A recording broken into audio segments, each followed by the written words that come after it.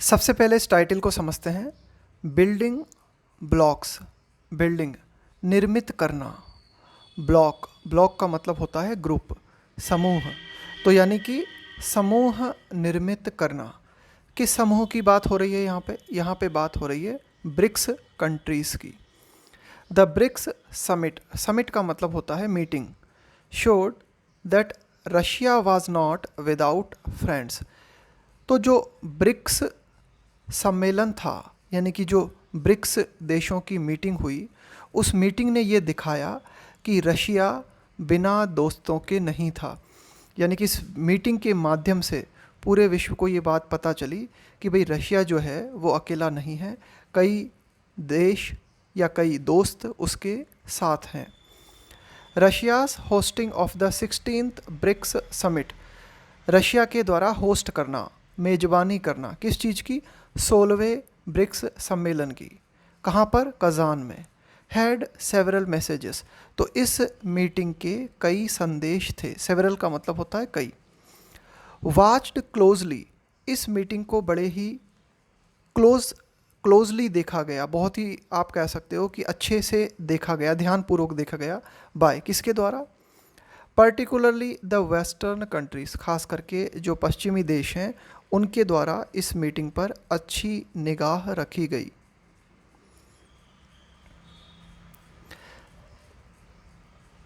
This was, तो ये जो ब्रिक्स सम्मेलन था, this was the biggest such conference, conference का मतलब भी होता है मीटिंग, ये इस तरह की पहली बड़ी मीटिंग थी इन रशिया, रशिया में, since the Ukraine war began in 2022, कि 2022 में जब से यूक्रेन युद्ध की शुरुआत हुई तब से लेके अब तक रशिया की ये सबसे बड़ी मीटिंग थी। With leaders of 9 countries arriving as BRICS, कि 9 देशों के लीडर्स ब्रिक्स के नेता के रूप में जो है इस मीटिंग में आए। एंड ब्रिक्स पार्टनर कंट्रीज़, इसके अलावा ब्रिक्स से जुड़े हुए जो पार्टनर कंट्रीज़ हैं उनके लीडर्स आए। And about 30 leaders of the global south, इसके अलावा विश्व का जो दक्षिणी भाग है वहाँ से 30 लीडर्स जो है उन्होंने भी इस ब्रिक्स को अटेंड किया।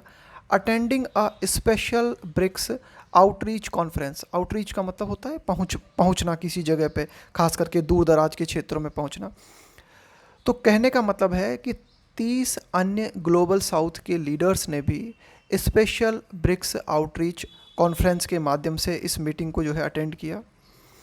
एंड सऊदी अरेबियाज़ फॉरेन मिनिस्टर, यहाँ पे हमें क्या देखने को मिला, सऊदी अरेबिया के जो फॉरेन मिनिस्टर हैं वो भी इस मीटिंग में देखने को मिले। तो ये सब जो है इस मीटिंग में रहे। Russian president Vladimir Putin dispelled, dispel का मतलब होता है दूर कर देना, जैसे मान लो आपके मन में कोई डाउट है उसको कोई व्यक्ति दूर कर दे तो डिस्पेल कर दिया उसने। एनी नोशन, नोशन का मतलब होता है धारणा, कॉन्सेप्ट, दैट, तो जो एक वैश्विक रूप से ये जो धारणा थी कि रशिया जो है had been isolated due to Ukraine, कि यूक्रेन युद्ध के कारण रशिया को आइसोलेट कर दिया गया था। आइसोलेट का मतलब होता है बिल्कुल अलग कर देना। इस धारणा को मिस्टर पुतिन ने दूर कर दिया, ये दिखाकर कि देखो कितने लोग हमारे साथ हैं। द समिट एजेंडा, तो इस मीटिंग का जो एजेंडा था, एंड द कज़ान डिक्लेरेशन, और इस मीटिंग के बाद में जो डिक्लेरेशन किया गया, जो घोषणा की गई जिसे कज़ान डिक्लेरेशन कहा गया, तो इस मीटिंग के माध्यम से जो डिक्लेरेशन किया गया उस डिक्लेरेशन ने send a concerted message on, concerted message का मतलब है एकजुट होकर इस मीटिंग के माध्यम से ये संदेश दिया गया on strengthening economic bonds with in the group. Strengthening economic bonds का मतलब हुआ कि जो आर्थिक बॉन्ड है, जो आर्थिक संबंध है उसको और मजबूत करना इस ग्रुप के भीतर।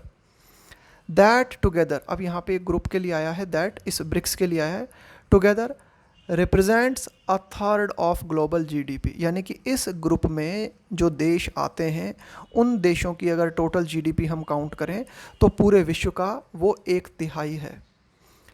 इन अ सिग्नल, तो इसके माध्यम से एक संकेत गया, that unilateral sanctions against members, unilateral का मतलब होता है एक तरफा, सैंक्शंस प्रतिबंध, यानी कि ब्रिक्स मेंबर्स के अगेंस्ट जो एक तरफा प्रतिबंध वेस्ट ने लगाए हैं, जैसे कि रशिया पे कई तरह के प्रतिबंध लगे हुए हैं, ईरान पे कई तरह के प्रतिबंध लगे हुए हैं फॉर इंस्टेंस, उदाहरण के तौर पे, are not acceptable to all. तो कुल मिला के एक सिग्नल ये भी दिया गया इस मीटिंग के माध्यम से कि जो यूनिलैटरल सैंक्शंस लगाए गए हैं मेंबर्स पे, जैसे कि रशिया है या ईरान पे, ये सैंक्शंस सभी को एक्सेप्टेबल नहीं है, स्वीकार्य नहीं है। अमॉन्ग द एग्रीमेंट्स, इस ब्रिक्स मीटिंग में जो एग्रीमेंट्स हुए, उन एग्रीमेंट्स में द पुश का मतलब है यहाँ पे जोर देना, push for an inter bank cooperation mechanism. तो एक बात जो है वो इस पे जोर दिया गया कि भाई एक सिस्टम बनाया जाए, एक मैकेनिज़्म तैयार किया जाए सहयोग करने को, एक इंटर बैंक कोऑपरेशन मैकेनिज़्म बनाया जाए मेंबर देशों के बीच। अ ग्रेन एक्सचेंज, कि जो ब्रिक्स कंट्रीज़ हैं वे क्या बनाएं, एक सिस्टम बनाएं जिसके माध्यम से ग्रेन एक्सचेंज हो, यानी कि अनाज की अदला बदली की जाए। A cross border payment system, कि पेमेंट सिस्टम को और इजी बनाया जाए, और वो पेमेंट सिस्टम कैसा हो, क्रॉस बॉर्डर पेमेंट सिस्टम, यानी कि बॉर्डर को जब आप क्रॉस करते हो तो जो पेमेंट है वो बड़े ही इजी तरीके से हो सके। एंड इंश्योरेंस कंपनी, तो कुल मिला के इंश्योरेंस कंपनी है, क्रॉस बॉर्डर पेमेंट सिस्टम है, ग्रेन एक्सचेंज है, इंटर बैंक कोऑपरेशन मैकेनिज़्म है। इसके अलावा और क्या बातें की गई, growth of the BRICS new development bank, यानी कि ये जो ब्रिक्स न्यू डेवलपमेंट बैंक है इसकी और जो है ग्रोथ कैसे हो, इंडिकेट। तो ये जो सारी की सारी बातें हुई, ये क्या इंडिकेट करती हैं, द इंटेंट, इंटेंट का मतलब होता है इरादा, टू सीक, सीक का मतलब होता है चाहना, ऑल्टरनेटिव का मतलब है विकल्प, टू द प्रीवेलिंग, प्रीवेलिंग का मतलब होता है मौजूदा, जो वर्तमान में अस्तित्व में है, इंटरनेशनल गवर्नेंस स्ट्रक्चर, कि वर्तमान में जो अंतर्राष्ट्रीय गवर्नेंस स्ट्रक्चर है जिसे कि वेस्ट डोमिनेट करता है, अमेरिका डोमिनेट करता है, तो इसके विकल्प की तलाश ब्रिक्स के माध्यम से हो रही है, ऐसा इंडिकेशन भी जो है हमें देखने को मिला। द इंडक्शन ऑफ मेंबर्स, यहाँ पे इंडक्शन का मतलब है प्रवेश देना, तो कुछ नए मेंबर्स को जो है प्रवेश दिया गया, जैसे कि the induction of members, Iran, Egypt, Ethiopia, the UAE and Saudi Arabia is another sign. तो नए मेंबर्स को एंट्री देना ये एक और संकेत है किस बात का, that the counter balancing arrangement of emerging economies. Counter balance का मतलब होता है कि भाई किसी ने बैलेंस बिगाड़ दिया है तो दूसरी तरफ से उसको संतुलित किया जा रहा है। Arrangement of emerging economies, emerging economies का मतलब हुआ उभरती हुई अर्थव्यवस्थाएं। दैट ब्रिक्स वाज इनविसेज्ड एज, इनविसेज करने का मतलब होता है एक तरह से फोरकास्ट करना, प्रेडिक्ट करना, पहले से ही किसी चीज़ की संभावना को देख लेना। तो ब्रिक्स के बारे में इस तरह का फोरकास्ट किया गया था कि भाई इसमें जो देश हैं, जो भी इकोनॉमीज़ हैं वे इमर्जिंग इकोनॉमीज़ हैं, और ये खास करके वेस्ट को काउंटर बैलेंस करने का काम करेंगी। तो ये जो बात देखी गई थी पूर्व में, जो बात प्रेडिक्ट की गई थी कि भाई ब्रिक्स आगे चल के जो है एक इमर्जिंग इकोनॉमीज़ का ग्रुप बनेगा और पूरे विश्व में ये जो है एक तरह से काउंटर बैलेंसिंग अरेंजमेंट होगा। तो ये जो बात पहले से देखी गई थी ना, इसका मजाक अब नहीं उड़ाया जा सकता, कैन नॉट बी मॉक्ड। शुरुआत में जब ब्रिक्स अस्तित्व में आया था, इसमें जो देश थे और इस तरह की जब बातें प्रेडिक्ट की गई थी कि भाई आगे चल के ब्रिक्स जो है एक शक्तिशाली संगठन बनेगा, तो इसका मजाक उड़ाया गया था। यही बात यहाँ पे की गई है कि अब it can not be mocked, इसका मजाक नहीं उड़ाया जा सकता। While many BRICS countries have strong ties with the US and Europe, जबकि एक और कई ब्रिक्स सदस्य हैं जिनके अमेरिका और यूरोप के साथ मजबूत टाइज हैं, मजबूत संबंध हैं। इट इज़ क्लियर, लेकिन फिर भी ये स्पष्ट है, दैट दे फील, कि ये जो देश हैं ये ऐसा महसूस करते हैं, that the present institutions of global governance, कि वैश्विक प्रशासन को चलाने के लिए वर्तमान में जो संस्थाएं हैं आर स्क्यूड। स्क्यू का मतलब होता है थोड़ा सा पक्षपातपूर्ण होना, अनफेयरली, है ना, गलत तरीके से, towards the old guard of the West. तो कुल मिला के कि भाई कई देश हैं जो ब्रिक्स से जुड़े हुए हैं और इन देशों के अमेरिका और यूरोप से भी अच्छे और मजबूत संबंध हैं, लेकिन ये देश ऐसा महसूस करते हैं कि वर्तमान में ग्लोबल गवर्नेंस को चलाने के लिए जो इंस्टीट्यूशंस हैं वे गलत तरीके से या पक्षपातपूर्ण तरीके से वेस्ट की ओर झुकी हुई है, उनका झुकाव जो है पश्चिम की ओर ज़्यादा है। ओल्ड गार्ड, ओल्ड गार्ड का मतलब होता है कि कोई भी समूह है उसका जो ओरिजिनल मेंबर है, यानी कि वो ओरिजिनल मेंबर ही ग्रुप को चलाता है और वो किसी भी तरह के परिवर्तन से इनकार करता है।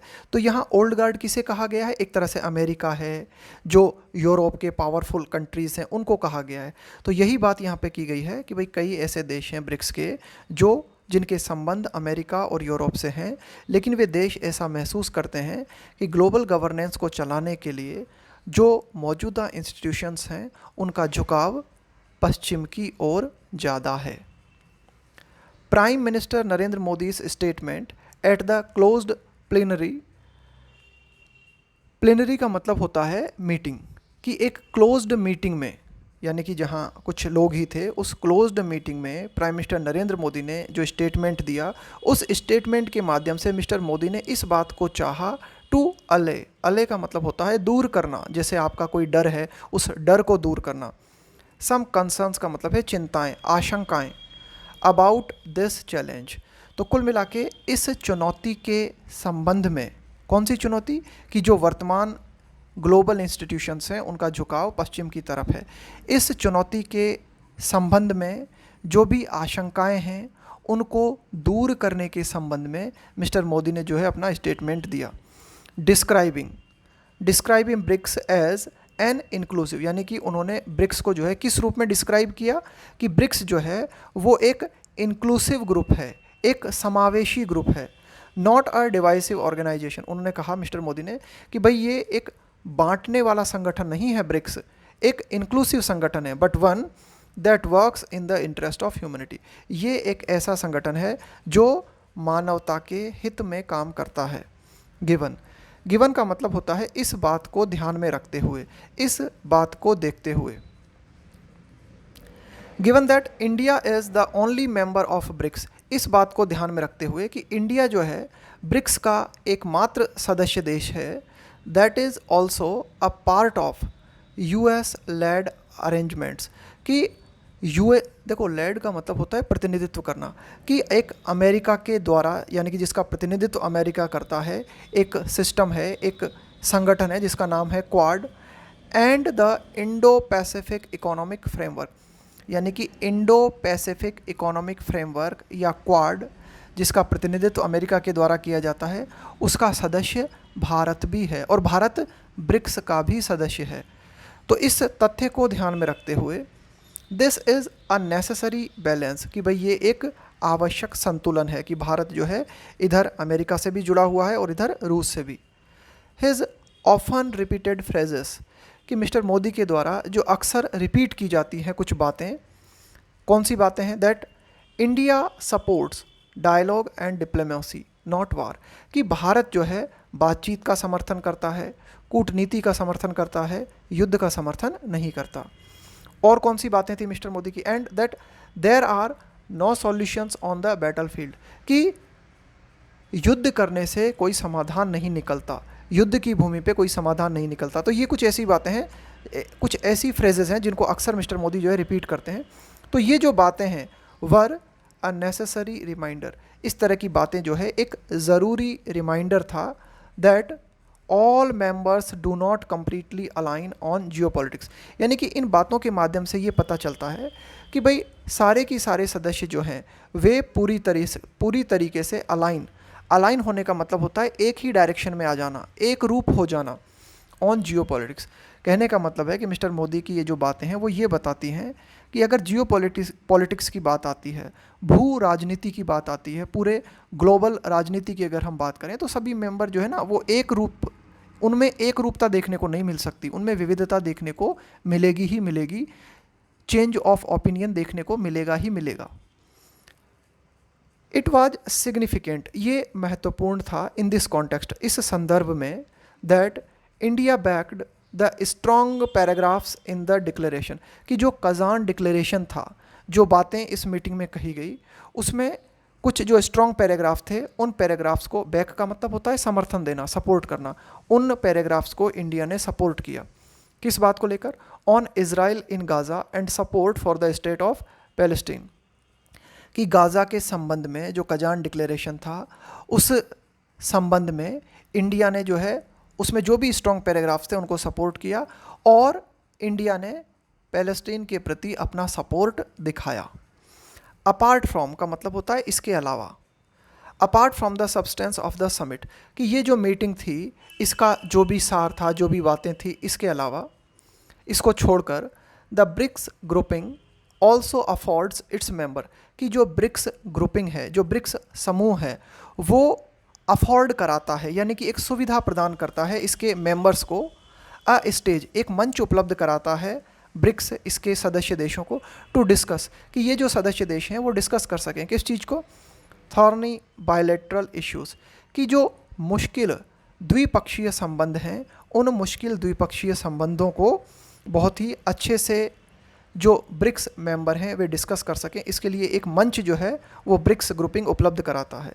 गिवन, गिवन का मतलब होता है इस बात को देखते हुए, इस बात को ध्यान में रखते हुए। डिफरेंसेस बिटवीन मेंबर्स, यानी कि जो ब्रिक्स ग्रुपिंग से जुड़े हुए जो मेंबर्स हैं, उनमें से कई ऐसे मेंबर्स हैं जिनमें कई तरह के मतभेद हैं, जैसे कि ईरान और यूएई के बीच में मतभेद है, इजिप्ट और इथोपिया के बीच में मतभेद है। तो इन मतभेदों को सुलझाने के लिए एक मंच जो है वो ब्रिक्स उपलब्ध कराता है।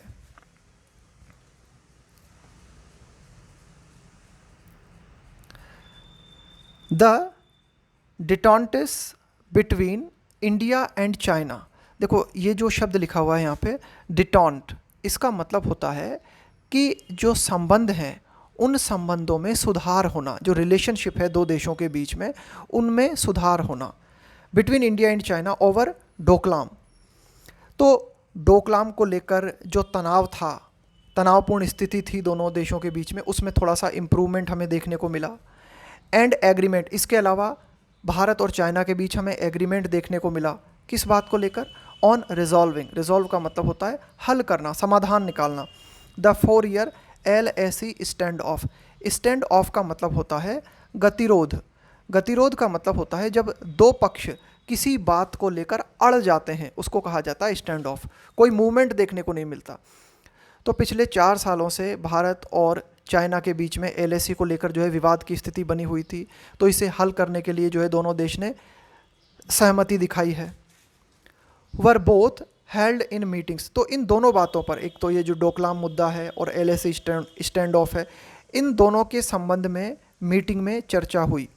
कौन कौन के बीच? मिस्टर मोदी और चाइनीज़ राष्ट्रपति शी जिनपिंग के बीच।